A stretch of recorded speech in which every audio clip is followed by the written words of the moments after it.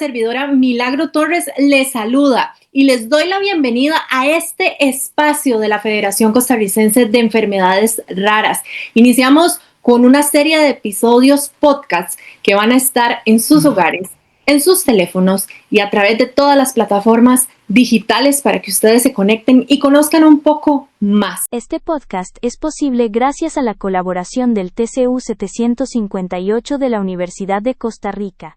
Bueno, tenemos como invitados a Diana Sánchez, presidenta de la Federación, a Mónica Cerdas, vicepresidente y paciente, a Susana Acuña, secretaria y también paciente, William León, tesorero y paciente, y Isidro Montero, vocal 1 y paciente. Pero antes de iniciar, queremos explicarles en qué consisten estos podcasts y por qué estamos aquí con este primer episodio. Entonces, bienvenida Susan y cuéntanos un poco de qué se trata esta dinámica. Muchas gracias, Milagro. Bueno, como federación siempre con la intención de acercarnos más a nuestra comunidad, a los pacientes, a sus familias y sus cuidadores y por qué no a toda la población, que finalmente ese es nuestro objetivo. Pues hemos creado este espacio, estamos muy emocionados. Y lo que queremos con este podcast es poder traer a invitados como pacientes, profesionales de la salud, personal relacionado con todo el tema, incluso de legislación y de todos los procesos involucrados en el tema de las enfermedades raras. Queremos que la población conozca qué son las enfermedades raras, cuáles son, cómo son las personas que la viven, cómo son las personas que trabajan y que se abocan por este tipo de población, y pues eso es un poco lo que queremos traerles a ustedes. Y precisamente porque queremos conocer un poco más sobre las enfermedades raras, vamos a hablar que en nuestro país cientos de familias viven con enfermedades poco conocidas, difíciles de diagnosticar y aún más difíciles de tratar. Y entonces vamos a hablar con ustedes, con los representantes y que además son pacientes que han vivido esas experiencias, ¿verdad? Y vamos a visibilizar y a reconocer ese trabajo que ustedes realizan desde la Federación. Y vamos a iniciar con Diana Sánchez, porque la presidenta nos va a hablar un poco qué son las enfermedades raras, ¿verdad? Y también cómo surge la Federación para entender esta realidad. Gracias, muy amable. Las enfermedades raras son enfermedades de baja prevalencia, es decir, que muy poca población la padece. De acuerdo a la ley que ya se aprobó acá en Costa Rica, que en lo posterior le estaremos hablando un poquito, se habla que la frecuencia de pacientes es de 1 entre 5,000 habitantes. Esas son las enfermedades raras, las que son de difícil diagnóstico, las que son progresivas, debilitantes y potencialmente discapacitantes. La Federación nace precisamente con eso, para visibilizar a esta población pequeña, para darles una luz, un espacio a estos pacientes que a veces son únicos o son muy poquitos o son 5 entre 10,000 o solamente a veces 1 entre 100,000 pacientes que tenemos acá en Costa Rica. Nace la Federación como una organización sombrilla de otras organizaciones que los aglutina y que los acoge para trabajar en políticas públicas y en favor de los pacientes y sus cuidadores. ¿Qué tan importante es eso, verdad? Porque a veces no sabemos, hay papás que sus niños están enfrentando este tipo de situaciones y que pueden encontrar en la Federación ese respaldo. Correcto, es que actualmente vivimos una realidad muy importante y dolorosa, y es que muchas familias se encuentran hoy en proceso de un diagnóstico, una odisea diagnóstica, en donde buscar información en ese síntoma, en ponerle nombre al síntoma que está viviendo el paciente. Y la primera limitante que tenemos es que el primer nivel del sistema de salud no atiende pacientes con enfermedades raras, no logra identificar las enfermedades raras de manera inmediata, cuesta mucho. Entonces, una organización de pacientes ayuda a eso, precisamente a mantener la información, centralizarla y ponerla al servicio de los pacientes y ubicar que esa odisea diagnóstica no sea de tantos años y de que se diagnostique de manera oportuna al paciente. Porque Diana, qué difícil debe ser, digamos, tengo de experiencia una conocida muy cercana, una amiga de mi hijo tiene 10 años y ella es una niña alegre, feliz, pero un día de tantos nada más amanece con cuadros de fiebre sumamente elevados y no saben qué pasó. Los papás de hecho acaban de ir a España porque aquí no les encontraban una explicación, ¿verdad? Y tal vez tampoco conocían mucho de ustedes como para también encontrar ese respaldo y que también sientan esa paz y esa tranquilidad de que no son únicos, que hay muchas personas que también atraviesan por esos obstáculos quizás de la seguridad social, porque llegan y no saben cómo atenderles. Correcto, y para eso está la fundación, para ayudarle a navegar al paciente en el sistema de salud, porque pareciera algo fácil, pareciera que uno llega con un síntoma donde un médico y se lo explica y el médico va a tener la luz de poder identificar la enfermedad, pero no cuesta mucho. Y hay que tener mucha conciencia de que las enfermedades raras están aumentando cada vez, se habla de 7.000, 8.000, pero están aumentando cada año y que también hay muchos avances científicos, gracias a Dios los avances científicos están existiendo para las enfermedades raras y hay muchas que aunque no tienen una cura, tienen un tratamiento que ayuda a detener la progresión. Por eso es importante diagnosticarlos de manera oportuna y saber a dónde ir, saber a dónde evocar las consultas que necesitamos como padres. Y ahora precisamente alguien que ha vivido en carne propia este proceso es Mónica Cerdas. Mónica, hablemos un poco sobre qué significa para usted como paciente y vicepresidenta ser parte de esta lucha colectiva.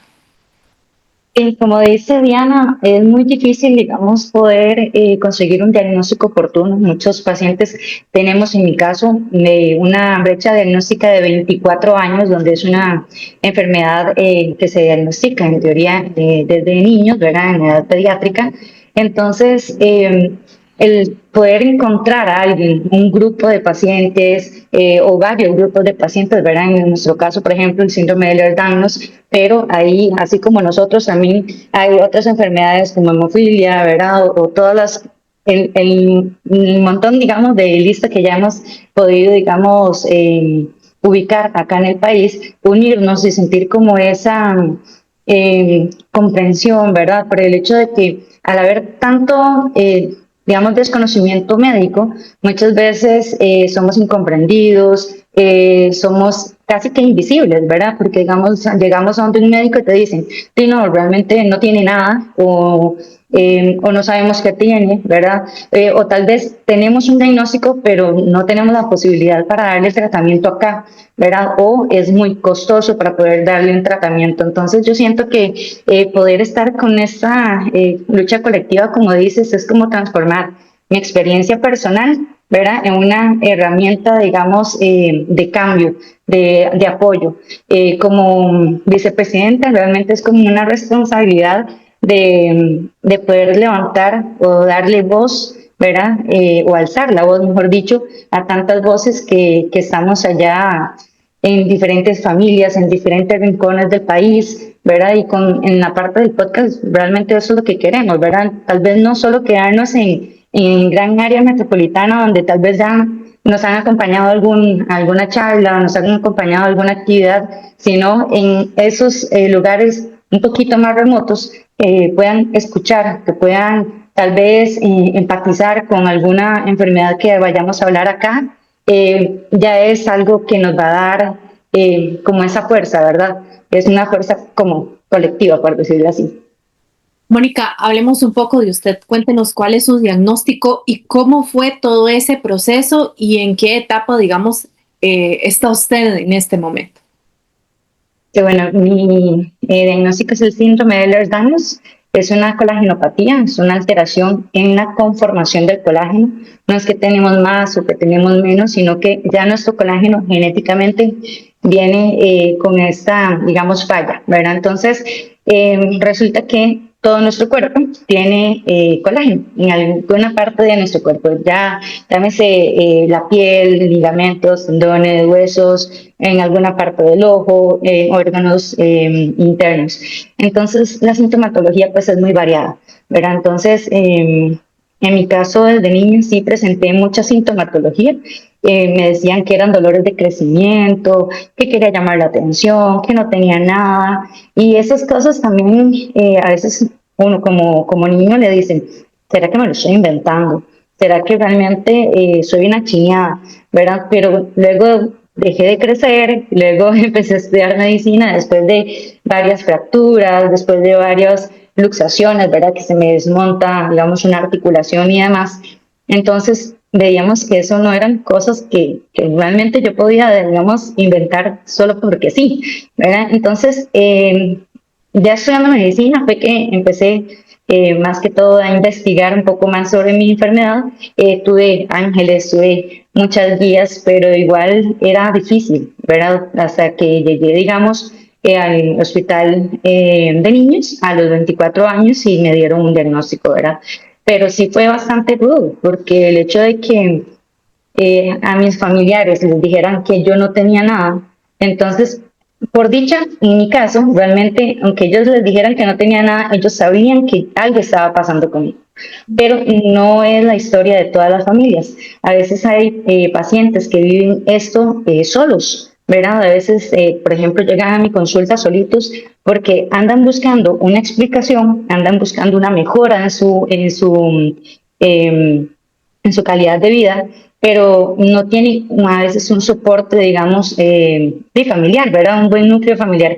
Entonces, ahí es donde entramos muchas de las asociaciones y, en este caso, por ejemplo, la federación, que abrazamos, digamos, con empatía todo el dolor que vienen sintiendo los pacientes. Y en este caso, pues, yo estuve buscando, no encontraba nada en concreto en el país, y pues de ahí fue también que nació la idea de hacer la Asociación Costarricense de Ehlers-Danlos, ¿verdad? Junto con Susan también, que es nuestra secretaria en la asociación, ¿verdad? Entonces, yo creo que fue eso, ¿verdad?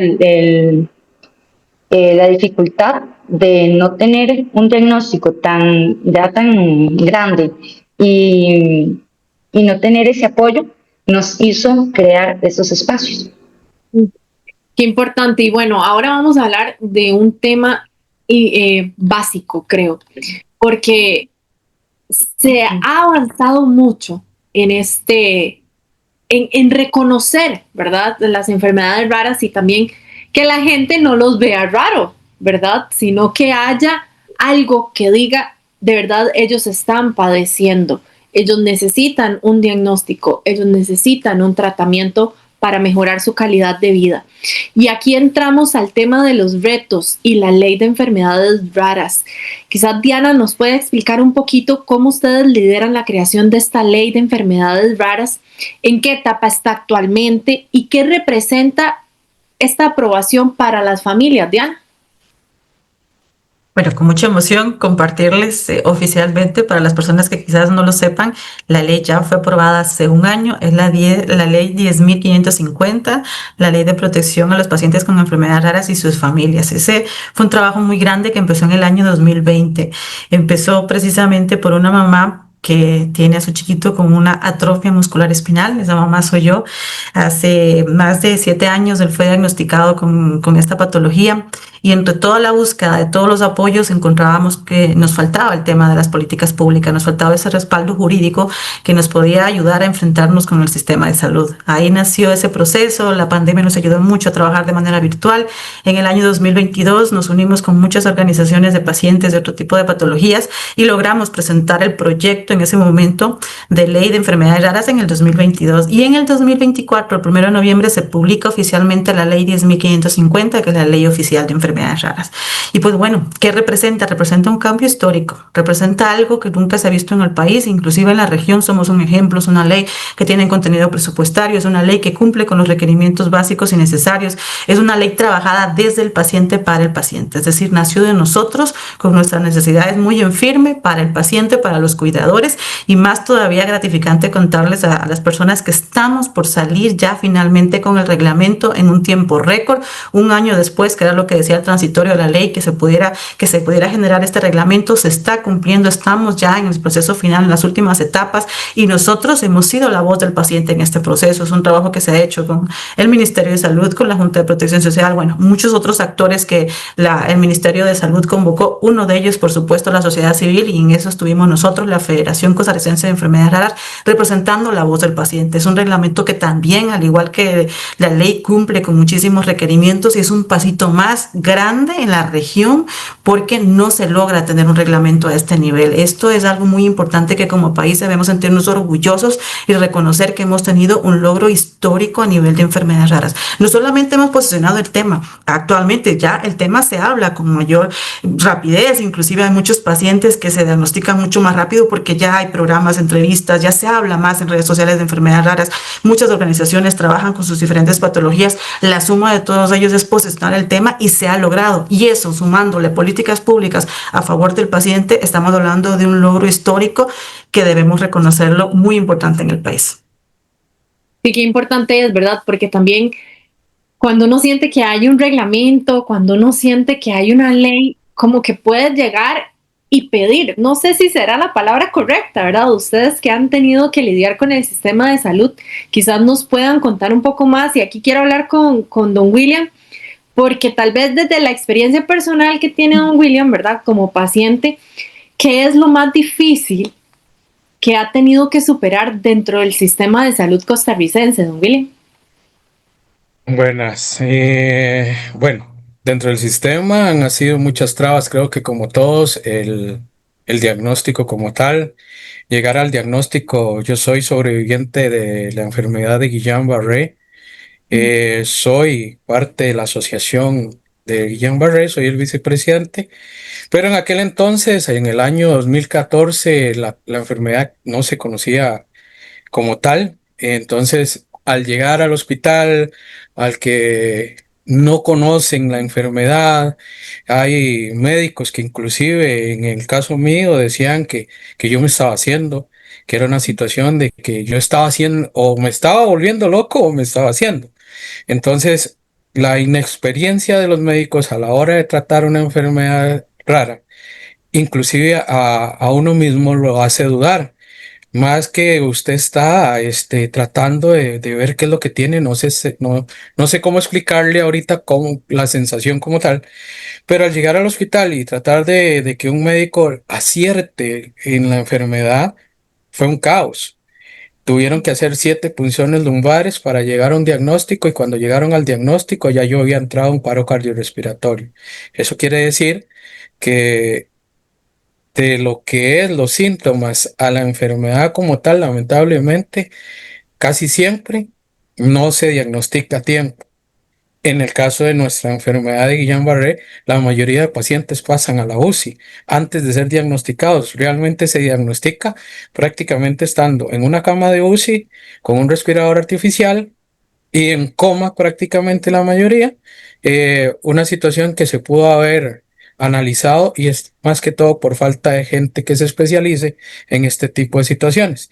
Y para eso la lucha con la federación, para podernos hacer visibles, que se haga concientización de las situaciones que tenemos, porque inclusive es una lucha no solo a nivel de la caja, sino a nivel de vida. Esta enfermedad te cambia la vida a 360 grados.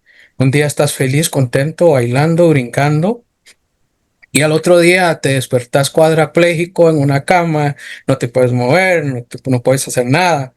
Entonces tu vida cambia a un montón de cosas, pero en sí el diagnóstico es lo que más a veces nos cuesta. Como pacientes de creo que todas las patologías, son muy pocas las que tienen la virtud de que hayan tenido muchos años atrás y que tengan un diagnóstico más rápido, ¿verdad? Entonces, por ahí las dificultades, la mayoría de la gente con la enfermedad de Guillain-Barré, aunque sean un grado muy pequeño, quedan pensionados de por vida.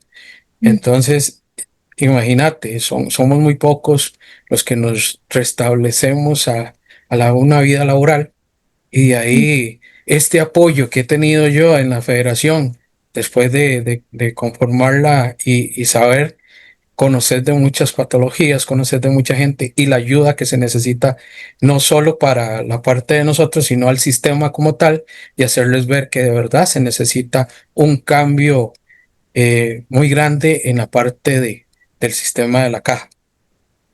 Usted hablaba un tema muy importante, la inserción laboral, ¿verdad? Porque muchas veces, si a uno le cuesta, hay que decirlo, le da una gripe y vaya a trabajar con mascarilla, ¿verdad?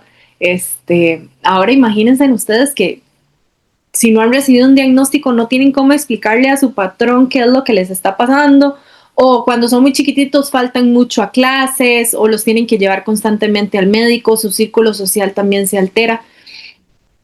Es complicado, ¿verdad? No tener respuestas cuando se desean. Y el problema no es solo eso, es que a veces aunque lleves un diagnóstico, una crisis escrita, hay gente que no te va a entender.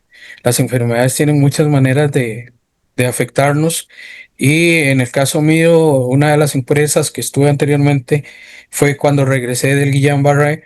Me mantuvieron un poco ahí, pero al principio de la enfermedad era muy costoso ciertas cosas y no se comprende. Y la gente tal vez cree que es que tú te estás haciendo, que quieres. En el caso mío, yo trabajo con seguridad y es un trabajo muy difícil. Entonces, la gente lo que cree es que tú quieres días libres o que te vas a hacer alguna cosa y no comprende la situación. Entonces, en la parte laboral, la reinserción laboral es muy, muy difícil para muchos.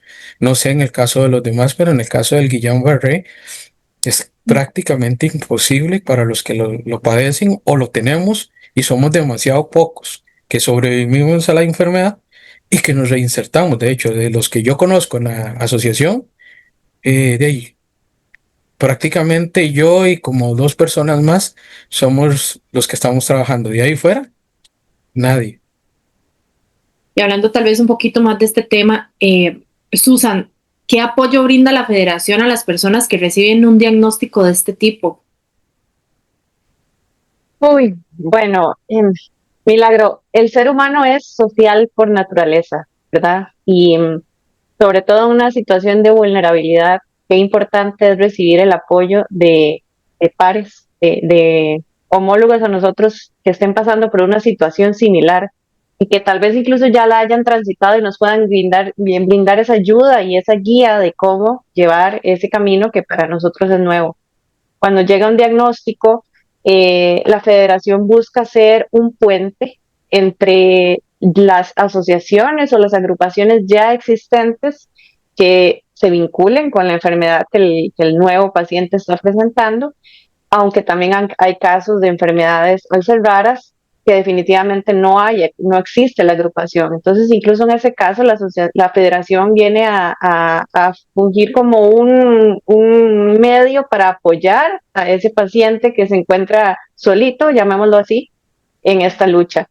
Ayuda a buscar equipos médicos que conozcan sobre la situación, se le habla del tema de legislación, bueno, estos son los derechos y los deberes también, ¿por qué no? Que como paciente tenemos a partir de que llega un diagnóstico y buscamos pues enlazar vidas, enlazar realidades, enlazar personas que estén viviendo situaciones similares y que se puedan apoyar entre sí. Contémosle un poquito a la gente aquí compartamos entre todos de sus experiencias también. Hablemos sobre cuántos años tienen ustedes desde que recibieron su diagnóstico, cómo lo han manejado. Creo que no han conversado con don Isidro. Don Isidro, háblenos un poco, denos como un mensaje también de su experiencia y cuéntenos cuántos años lleva usted desde que recibió su diagnóstico y cuánto tiempo duró para llegar a ese diagnóstico. Bueno, a diferencia de mis compañeros, mi diagnóstico sí fue pronto. Yo padezco de hemofilia B severa. Da la casualidad que somos segunda generación, entonces ya había un antecedente en la familia de la condición. A los 6 meses, con las primeras vacunas, fue que se me detectó la condición porque se me empezaron a hacerle los hematomas en el área de la aplicación de la vacuna. Entonces ahí empezó el seguimiento y yo ya cuento con 53 años de tener del diagnóstico de mi condición y estamos en la lucha. En la lucha. Todos yo creo que están en la lucha. Algunos bueno, en su caso, ¿verdad? Que ya era segunda generación, pero me imagino que dentro de la familia también se conversa un poco sobre este tema, ¿verdad? Porque ahora, tal vez cuando usted cuando descubrieron su diagnóstico, pero antes de eso hubo un antecedente. ¿Qué se conversan en la familia sobre el diagnóstico de ustedes? Bueno, el tratamiento de la hemofilia ha cambiado mucho, entonces se conversa acerca de lo que padeció mi tío, a lo que se dio el cambio durante nuestro crecimiento y a lo que es hoy en día la hemofilia. Fueron lapsos de tratamientos totalmente diferentes, donde mi tío tuvo que recibir sangre, plasma para poder enfrentar sus sangrados. Y después, cuando yo tenía alrededor de 12 años, llegó acá el factor, el concentrado, y entonces ya fue otra aplicación que no requería tantas horas en un hospital, y a los 12 años yo aprendí a autoinfundirme. Entonces, desde ese tiempo he tenido mi profilaxis en casa.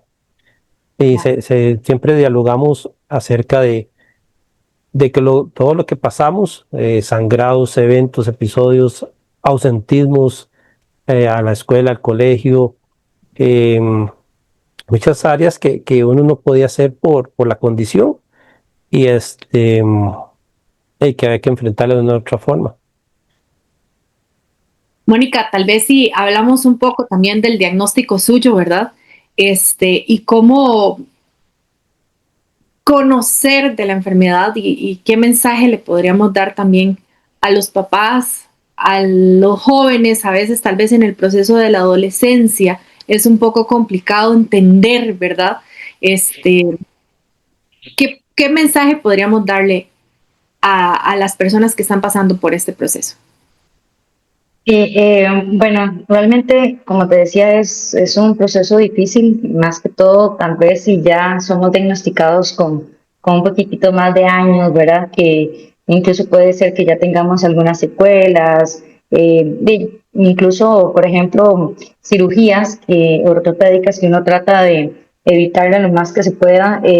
Ya esa persona pasó por todas las cirugías, entonces va a tener más complicaciones y demás. Pero el asunto es el diagnóstico, digamos, no prematuro, sino un diagnóstico en edad pediátrica, ¿verdad? O sea, esos niños o esos adolescentes, como dices, que apenas están siendo diagnosticados, que los logramos captar en esas edades, realmente, como decías, ya hay un precedente, ¿verdad? Ya les podemos indicar un poco más el camino, qué hacer, qué no hacer, cómo hacerlo. Yo siempre les digo a los pacientes que nosotros podemos ser y hacer lo que queramos hacer. El asunto es que nos tenemos que adaptar, ¿verdad? El asunto es cómo vamos a aprender o cómo vamos a ir adaptándonos a ciertas circunstancias. Si queremos hacer una caminata, si queremos irnos de viaje, todo lo podemos hacer, pero siempre y cuando ya teniendo un diagnóstico, ¿verdad? Podamos prevenir ciertas lesiones y demás. Sin embargo, y pues obviamente hay pacientes que, como te digo, ya han tenido ciertas secuelas, que tal vez el camino es un poco más difícil, porque también no somos exentos a que tengamos otras patologías, digamos, no raras, ¿verdad? Entonces, que vienen a complicar un poco más, digamos, el estado de salud de cada persona, pero realmente yo creo que el mensaje sería ese, ¿verdad? Que ya están tal vez en el camino correcto, con el acompañamiento, digamos, adecuado. Cada vez estamos hablando más del tema, más del síndrome de Ehlers-Danlos. Cada vez hay más profesionales que ya sean porque van aprendiendo con un solo paciente, ¿verdad? Y de ahí viene toda la cadena de recomendaciones. Mira, yo fui donde él, y ya ese médico empieza a conocer un poco más del tema. Ya tenemos un poquito más de herramientas. Todavía es bastante limitado, lastimosamente sí, pero creo que lo más esperanzador sería eso, ¿verdad?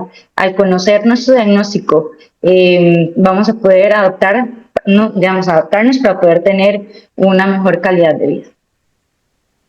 Diana, ¿qué falta para que Costa Rica dé el paso final y garantice atención integral a los pacientes con enfermedades raras? Aplicar lo que hemos trabajado tanto, aplicar esa ley, aplicar el reglamento que viene, ser más conscientes de que solamente con esos cambios realmente estructurales del sistema de salud va a poder dar la atención integral que necesitan los pacientes. Hay que reconocer también que se ha avanzado mucho, hay que reconocer que la Caja es un sistema de salud que nos acoge de una manera u otra, cuando ya llegamos, cuando estamos, pues no nos suelta. Y también hay que reconocer que todas las organizaciones de pacientes han hecho una lucha histórica para que sus pacientes sean reconocidos y tratados de manera oportuna. Todo eso sumado nos da que tenemos mucho por mejorar, que estas políticas públicas vienen a fortalecer lo que ya tenemos y de que nos queda nada más ir en cumplimiento, tanto los pacientes como la parte de la seguridad social. Ahora sí, para que nos quede en registro en este video, hablemos sobre cómo contactarlos, cuáles son las redes sociales para que los sigan. Por si nos están viendo en YouTube o si nos están viendo en Facebook, sepan que pueden ir también a otras plataformas. Claro que sí, estamos en todas las redes sociales, Facebook, Instagram, X, YouTube, y también tenemos nuestra página web para que nos visiten directamente ahí. Los materiales del podcast se van a ir subiendo a todas las redes sociales posibles. Las principales van a ser YouTube, Facebook y me parece que Instagram. Bueno, realmente quisiera aprovechar unas palabritas muy pequeñas. Ese es el primer evento que estamos realizando, el primer podcast, el primer capítulo, como lo querramos llamar. A nosotros nos llena de mucha ilusión porque siempre se habla de que las enfermedades raras son invisibles y de que nos cuesta mucho exponer nuestra voz, pero este va a ser un espacio para que todos expongamos nuestra voz, el paciente, el cuidador, profesionales de salud que se están sumando mucho y que hay que reconocer que en el país tenemos excelentes profesionales de salud, expertos en enfermedades raras que poco a poco se están sumando y poco a poco están sumando la conciencia de que hay que darle mejor atención a los pacientes. Entonces, este es el espacio para exponer nuestra voz, para que puedan alzar su voz y para que puedan compartir con muchos otros, porque quién sabe, y escuchen un podcast de alguna enfermedad rara, algún paciente que está en ese proceso de búsqueda de qué es esto que tengo, qué es esto que le está pasando a mi hijo y yo no sé. Entonces, quién sabe, y esta sea la solución que estamos necesitando y esperamos que sea una herramienta muy, muy importante y que se quede en las redes sociales y que pueda ser lo más útil posible. Bueno, y también es importante porque estos episodios también van a salir o se van a escuchar en radio. Cada 15 días también los van a poder escuchar por Radio Escazú. Entonces, no pueden decir que no tienen cómo ni tampoco dónde encontrar, ¿verdad? Para visibilizar las enfermedades raras. Yo quiero también agradecerles por haberme tomado en cuenta para ser parte de este primer episodio de este podcast y espero que no sea la última vez que me inviten, ¿verdad? Aquí estamos y también desde la parte de la comunicación, el compromiso de nosotros los periodistas también es informar y educar a la población. Y la verdad es que ser ese canal que también lleve esa información a los costarricenses es muy importante y de verdad me siento honrada de que me hayan tomado en cuenta. Y quiero agradecer también a todos ustedes por habernos acompañado, por su compromiso. Gracias a ustedes que se unieron también con nosotros a este capítulo. Visibilizar las enfermedades raras es el primer paso para garantizar un diagnóstico oportuno, atención digna y una mejor calidad de vida para todas las familias de nuestro país. Espero que les haya gustado tanto como a nosotros y que nos sigan acompañando, apoyando, compartan, denle like, comenten. Queremos también tener las opiniones de ustedes. Muchas gracias por acompañarnos. Hasta la próxima. Si te gustó este podcast, no te olvides de darle like, suscríbete al canal y comparte para llegar a más personas.